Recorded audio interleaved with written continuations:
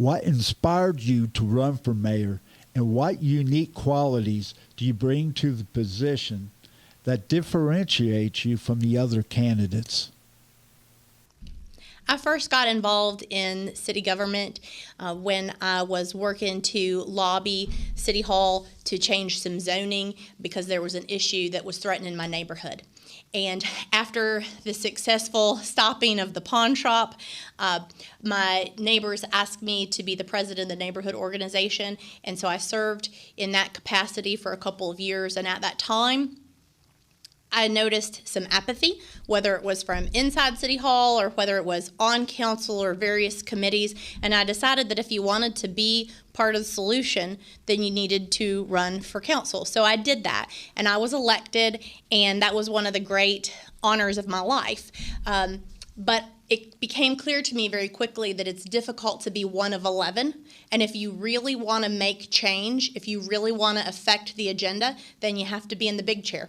So that's why I decided to run for mayor.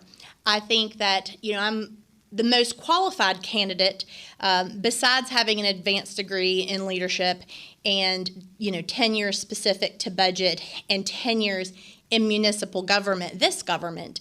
I know where our deficiencies are, and I know what it will take to fix them. I'm ready to hit the ground running on day one and make a difference. The elephant in the room, and through the conversations I've been having for the last few months over the summer and listening to people's ideas around town, it's obviously the drug addiction and the homelessness. It comes up in every conversation. It's a complex issue. It's something that it's a mountain to climb. We've become a landfill for drug use. People are dumped here.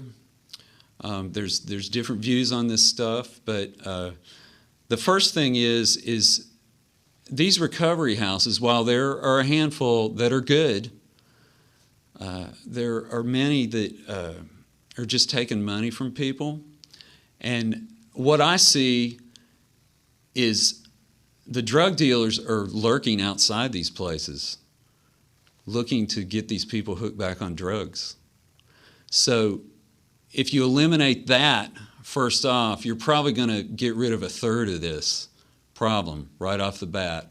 It's always going to be a problem, but we have to continue to push to enforce the laws that are in place, the ordinances. I think there's a blind eye being turned on a lot of these things. I know that the police are just worn out arresting people and seeing this hamster wheel of people going before the courts and being let out. So I look to pressure to see that these ordinances are applied. There's a real excitement in Huntington. I mean, this inflection point that we're at, we need to choose whether or not we want to stay on the same path that we've been on, or if we want to lean into the growth that's happening on campus and do something different. I served in the military, and I'm very proud of that. I think what I can bring is that leadership that I learned in the military, that leadership that I learned in combat, and how to lead us through tough times. Also, I've served the state at the state level. I'm on the West Virginia Chamber of Commerce Board. I've been on the West Virginia Economic Development Authority and the West Virginia Veterans Council. Those are statewide organizations that I think that experience that I've had there will help benefit the city directly. I've also been on the Marshall Board of Governors. I was the chairman of the board for 3 years, and I helped lead the search committee that led us to hiring Brad Smith. And I think that relationship with Marshall is very important to the city. As goes Marshall, so goes Huntington. And I think that if we work more closely together, that we can lean into that growth and help to grow the city again. I'm a business owner, and so I've hired people, I've fired people, I've held them accountable to goals and objectives. I think that's important of any leader to be able to say that they have supervised people and actually done things in the business world, because the city is a $77 million budget. And again, if we don't manage that with real executive oversight, there's going to be problems. The last thing that I think that makes me suited to this job is that I'm a husband and a father of 2 kids that are in public schools.